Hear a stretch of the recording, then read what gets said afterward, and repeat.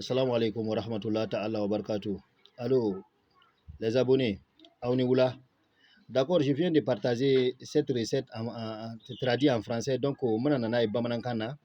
pour que ceux qui ne comprennent pas français, bon, Ataini, Inch'Allah. Bon, ni ya salam ka ala togo de, ni ya baradro, banao, banabe, ala ka dugukolo kan, aba befurake. Toutes sortes de maladies, abo be de furake. Ma baraka beledoni, puisque sebeli de bara, sebeli ka chadoni. Mais ni sera ka nasi bɔ ka baara labɛn ka ban bana o bana bɛ yen ni kɔnɔna bana lo i b'a dɔn ni kɛnɛma bana lo i b'a mɔ a b'a bɛɛ furakɛ voilà donc o ala tɔgɔ le ye nin ye d'abord n b'a ɲini aw fɛ a ye abonné a ka karamɔgɔ cɛ lo maître Badara Ali Badini di sabari kan d'accord n b'a ɲini aw fɛ a ye abonné et puis a kana ɲina a bɛ vidéo partager a bɛ like kɛ pour que n'an ye vidéo bila ka sɔrɔ aw connecté tɛ a ka connexion n'a nana connecté a b'a sɔrɔ vidéo ninnu b'aw ɲɛfɛ. Bon, akana ɲina fana n b'aw hakili jigin groupe ko ra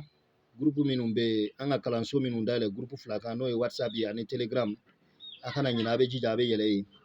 pour que a bɛ se ka recette ninnu dafalen sɔrɔ cogo minnu na ani recette minnu tɛ se ka di aw ma yan a bɛ se ka dafalen sɔrɔ yen yan fana an bɛ dɔw di an tɛ sɔn ka foyi fɔ a ye parce que c'est pas tous les recettes que an bɛ se k'a bila diɲɛ bɛɛ fɛ a ye jija a bɛ taa abonné n'a taara yɛlɛ groupe ninnu kan a bɛna faamuya ko fɛn dɔ bɛ kɛra. Mais Maoladia abana nyina abana nimisa parce que muna abana nimisa parce que ama yele groupe kan jona voilà kalanso do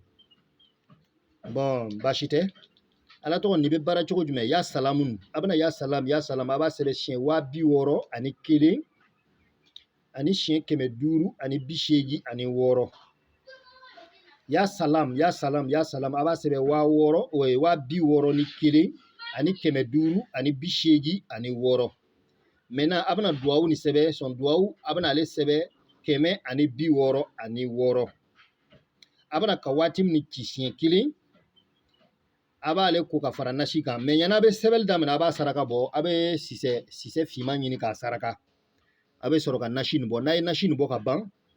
a bɛna turu situru a bɛ situru san a b'a san ka caya a bɛ nasi nin ɲagami situru nin na k'a gosi ɲanama a b'a caya quoi que ça soit beaucoup même. Bon, même n'a y'a sɔrɔ minnu bɛ karamɔgɔya kɛra o bɛ se ka nasi o bɛ se k'a feere turu tɔgɔ feere c'est bon a bɛna marché mɔgɔ o mɔgɔ y'a san a bɛna ye c'est bon a ka ɲi kosɛbɛ a bɛ bana bɛɛ de furakɛ a tigi y'a san bana o bana kama a bɛ bana nin furakɛ maintenant donc a bɛ se k'a kɛ k'a caya k'a nasi caya voilà ka turu nin fana caya genre situru 20 litres ou bien 15 litres ou bien même plus de ça pour que turu nin bɛ caya aw bolo donc a bɛ nasi nin fana caya a b'a ni nasi nin ɲagami ɲɔgɔn na k'a gosi ka turu ni nasi nin k'a gosi ɲɔgɔn na k'a bɛɛ kɛ fɛn kelen ye a bɛ sɔrɔ a b'a bila bidon kɔnɔ a turu nin ni kɔnɔbara kɔnɔna na bana o bana bɛ yen n'i ye turu nin dɔɔni ta k'a bila kafe gbanima na ou bien k'a bila baga gbanima na n'i y'a min denkɛ tɛ a commencer la i b'a ye ça commence à aller bien mais a bɛna taa se une semaine ma yɔrɔ o yɔrɔ i b'a ye bana tɔgɔ bɛ ban bon n'a y'a sɔrɔ farikolo lo sur le corps farikolo kan de bana nin fana bɛ yen a bɛ turu nin a tigi bɛ turu nin mɔ a b'a mɔ ka jigin a ti mɔ ka yɛlɛ dɛ mais a b'a mɔ ka jigin i bɛna ye bana tɔgɔ bɛna ban yanni 3 jours k'a fɔ a y'a daminɛ dès qu'il a commencé il va trouver qu'il y a du mieux faut que a bɛ taa kɛnɛya maintenant même n'a y'a sɔrɔ buntɛni ye mɔgɔ ci ou bien sa ye mɔgɔ ci n'a y'a bɔ k'a la yɔrɔ la a bɛ kɛ comme kulon c'est la réalité a ye fɛn caman ta yɔrɔ n'a y'a baara ka cɛn y'a la a ye nin fana ta a y'a baara ya salam fɛn wɛrɛ ma fara kan ya salam bon o fana tɛ sɛbɛnniba ye ten quoi